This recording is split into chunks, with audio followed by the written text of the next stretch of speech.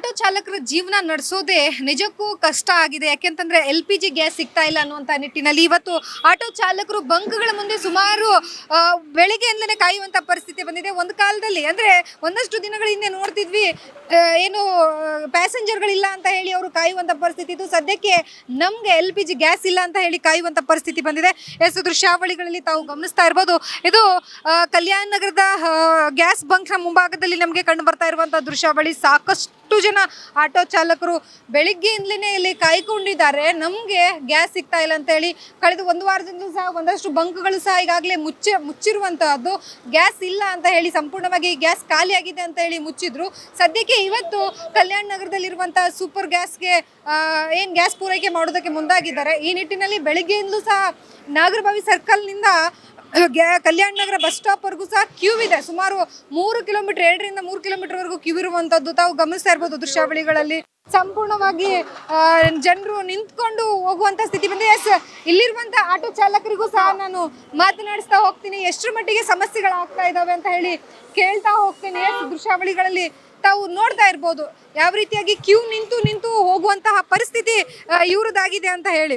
Sir, ಈಗ ತಾವು ಸಹ ಬೆಳಿಗ್ಗೆಯಿಂದಲೇ ಇಂತಹ ಸ್ಥಿತಿ ಬಂದಿದೆ, ಗಾಡಿಯನ್ನ ತಳ್ಕೊಂಡು ಹೋಗ್ತಾ ಇದ್ದೀರಾ, ಜೊತೆಗೆ LPG ಗ್ಯಾಸ್ ಸಹ ಸಿಗ್ತಾ ಇಲ್ಲ, ಎಷ್ಟು ಕಷ್ಟ ಆಗ್ತಿದೆ ಜೀವನ? ತುಂಬಾ ಕಷ್ಟ ಮೇಡಮ್. ಇವಾಗ ಬೆಳಗ್ಗೆ ಬಂದಿದ್ದು ಬಿಗ್ನೆಸ್, ಗಾಡಿಗೆ ಹೋಗಿಲ್ಲ ಬೆಳಗ್ಗೆಯಿಂದ. ಇವಾಗಲೇ ಬರ್ತಾದ ಗಾಡಿಗೆ ಗ್ಯಾಸ್ ಇಲ್ಲ ಗಾಡಿಲಿ.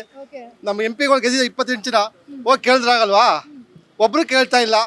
ಪ್ರಾಬ್ಲಮ್ಮು ಲೇಡೀಸ್ ಸ್ವಲ್ಪ ಸಿಲಿಂಡರ್ ಎತ್ಕೊಂಡು ಹೊರಗಡೆ ಇಲ್ಲ ಪಾಪ, ಸಿಲಿಂಡರ್ ಇಲ್ಲದೆ ನಾವು ಆಟೋ ಗ್ಯಾಸ್ ಇಲ್ಲದೆ ನಿಂತ್ಕೊಂಡಿದ್ದೀವಿ ರೋಡಲ್ಲಿ. ಎಷ್ಟು ತೊಂದರೆ ನೋಡಿ ಸರ್. ಹಾಗಿದ್ರೆ ಈಗ ನಿಮ್ಗೆ ಗ್ಯಾಸ್ ಸಿಗುತ್ತೆ ಅನ್ನೋ ಅಂತ ನಂಬಿಕೆ ಇದೆ, ಯಾಕಂತಂದ್ರೆ ಇನ್ನೂ ಇಷ್ಟು ಕ್ಯೂ ಇದೆ. ಗ್ಯಾರಂಟಿ ಇಲ್ಲ ಮೇಡಮ್, ಅಲ್ಲಿ ಬಂಕ್ ಹತ್ರ ಹೋಗಿ ಗಂಟೆ ಗ್ಯಾರಂಟಿ ಇಲ್ಲ, ಯಾವುದು ಅಂತ ಹೇಳೋಕ್ಕಾಗಲ್ಲ, ಏನು ಮಾಡೋಕ್ಕಾಗಲ್ಲ. ರೇಟ್ ಬಗ್ಗೆ ಏನು ಹೇಳ್ತೀರಿ ಸರ್? ರೇಟ್ ತುಂಬ ಜಾಸ್ತಿ ಇದೆ. ಆ ಸುಂಕ ಇದೆ, ಅದು ಕಮ್ಮಿ ಮಾಡಬೇಕು ಮೇಡಮ್.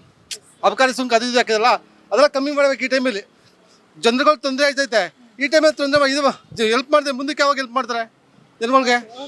Yes sir. ಸೊ ನೋಡಿದ್ರಲ್ಲ ಸರ್, ತಾವು ಸಹ ಬೆಳಿಗ್ಗೆಯಿಂದ ಕ್ಯೂ ನಿಂತಿದ್ದೀರಾ ಹೆಂಗೆ? ನಾವು ಮೇಡಮ್ ಬೆಳಿಗ್ಗೆ 6 ಗಂಟೆಗೆ ನಿಂತ್ಕೊಂಡಿರೋದು.